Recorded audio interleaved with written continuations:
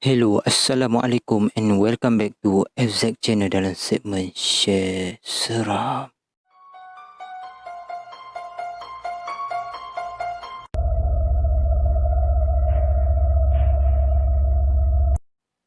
Okey, pada episod kali ni seperti yang korang dapat lihat pada teaser episod yang lepas, aku menceritakan tentang sebuah kisah. Tapi sebelum korang tonton video ni, kepada yang belum subscribe pada channel aku, korang boleh tekan butang subscribe di bawah. Juga jangan lupa di akhir video korang tolong like, komen dan share video aku. Okey, teruskan kepada cerita kita pada hari ini. Kisah berkenaan Teresa Fidalgo. Okey, Teresa Fidalgo ni boleh dikatakan satu legenda di negara Portugal, yang mana pada tahun 1983 dia macam mula terjadinya kes Teresa Fidalgo ni kerana kononnya pada tahun 1983 ada kes kematian di daerah yang memang kononnya kepercayaannya memang terjadinya kematian di atas nama Teresa Fidalgo. Okey, kita lanjut ke cerita. Apa yang buatkan kes Teresa Fidalgo ni menjadi seolah-olah popular? Firstly, mesej berantai. Okey, mesej berantai ni bermula apabila kononnya terjadi pada seorang dan dihantar kepada orang lain, dan orang lain pula hantar kepada orang lain, dan benda ni berterusan sehinggakan ramai gila yang mendapat mesej yang bertulis, dan aku akan bacakan di sini contoh mesej. Dan firstly aku nak minta maaf kerana mesej ni dalam bahasa Indonesia, dan aku akan cuba translate semampu aku, dan jika aku ada tersilap, maafkan aku. Okay, firstly, salah satu daripada mesejnya berbunyi macam ni: kepada semua harus membaca sekarang dan jangan berhenti membaca. Hai, namaku Teresa Fidalgo. Aku meninggal saat berumur 27 tahun. Jika kalian tidak share kiriman ini kepada 20 orang, maka aku akan tidur di sebelahmu selamanya. Jika kamu tidak percaya, carilah di internet tentang aku, Teresa Fidalgo. Jadi semua harus share kiriman ini kepada 20 orang. Okey, itu berbentuk mesej. Dan satu lagi ni berbentuk mesej dan mungkin disertakan dengan gambar, iaitu berbunyi sebegini: saya Teresa Fidalgo, dan jika anda tidak memposting ini di 20 foto lain, saya akan tidur dengan anda selamanya. Seorang gadis diabaikan dan ibunya meninggal 29 hari kemudian. Anda bahkan dapat mencari saya di Google. Okey, berkenaan benda ni, so aku macam pernah alami dia sendiri, which ni boleh dikatakan convert kepada kes Melayu pula. Dia bagi nama Melayu, dan apa yang membezakan, dia kata dia diperkosa, dan sebenarnya roh dia macam tak tenang sebab si perogoh ni macam tak ke bumi dia. So macam dia minta orang cari jasad dia dan tolong tanam. Tu salah satu lah yang aku boleh ingat lagi. So macam benda ni tersebar, dan ada kawan-kawan aku juga yang macam dapat juga mesej ni. So macam aku anggap, oh mungkin prank kot. Apa yang menyebabkan aku takut ketika itu disebabkan phone tu macam aku baru ada phone time tu. So macam kekok lagi kan, macam dapur dapat mesej macam tu, macam nombor tak kenal kan.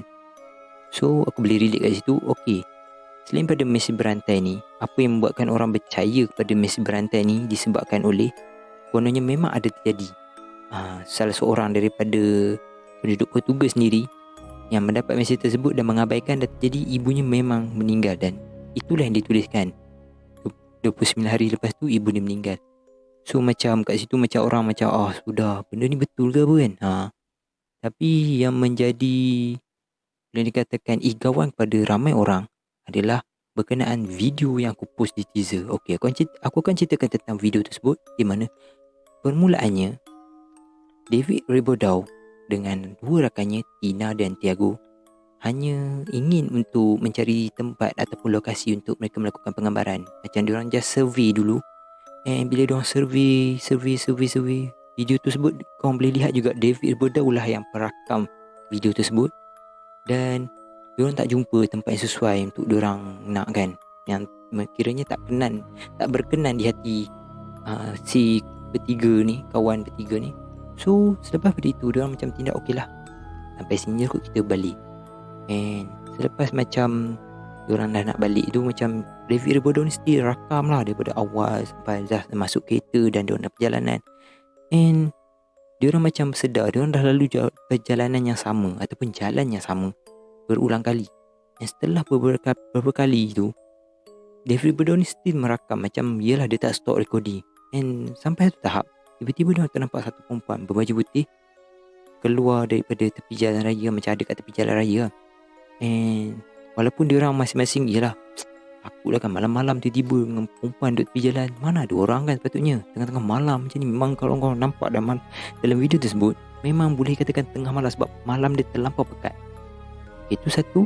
Selain pada tu, setelah pada tu dia orang membenarkanlah Teresa Fidago ni atas dasar simpati.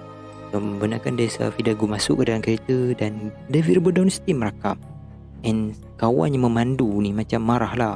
Si nama dia Tina, kata silap aku. Dia mengatakan, janganlah rakam ni, orang asing mungkin dia tak selesa apa. So macam okay, dia orang teruskan perjalanan. Tapi David Bedau ni still rakam. Dia tak turunkan kamera dia pun. Dia tak stop recording. Okay, selepas daripada itu, David Bedau ni macam biasalah rakam lagi. And dia orang yang lain ni tanyalah, nama siapa? Dan dia mengatakan nama dia Teresa Fidago. So macam kat aku terfikir kat sini, takkan dia orang tak fikir pasal legenda dia orang kan. Tak apalah, okay, kat situ aku macam just let it go. Tapi macam okay, dah jalan lama sikit, tiba-tiba dia Teresa Fidago ni tunjuk kat pemandu ni dan rakan-rakan dia yang lain, dia termasuk David Bedau ni.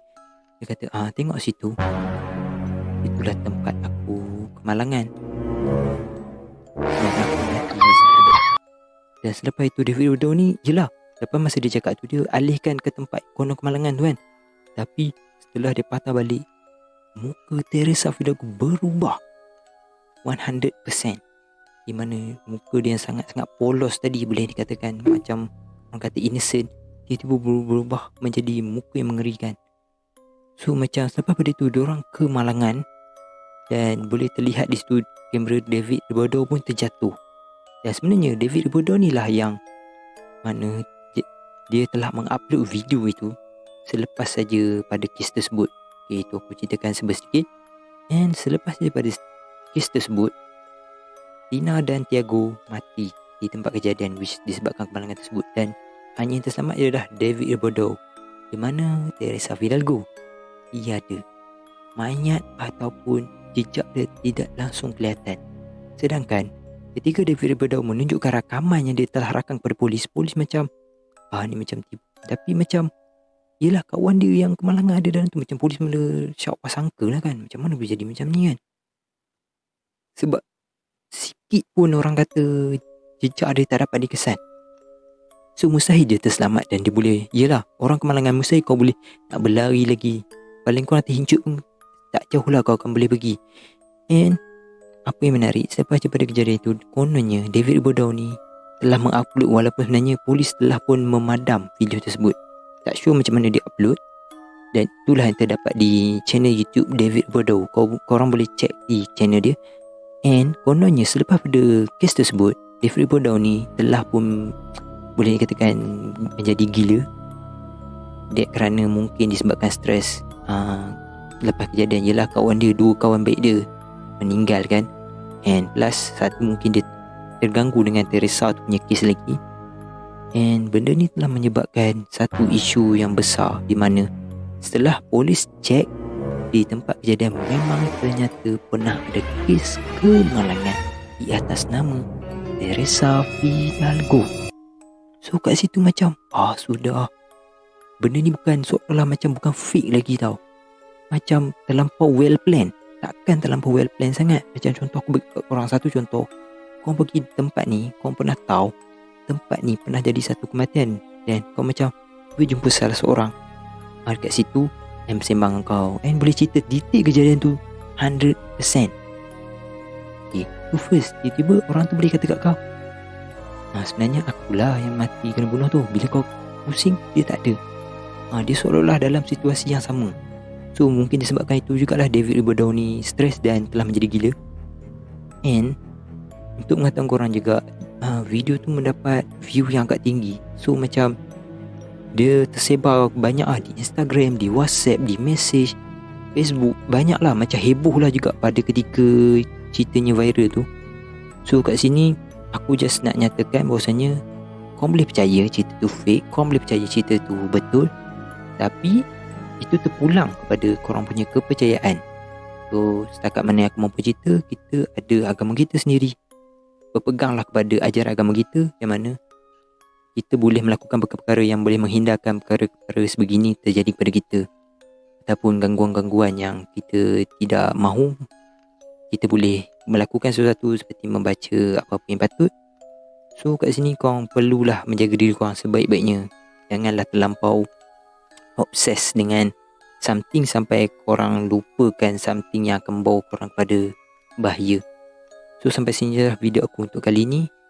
Untuk episod akan datang, aku akan ceritakan tentang sebuah kisah yang agak menarik bagi aku. Okeylah, terima kasih kerana menonton video aku. Assalamualaikum. Bye bye.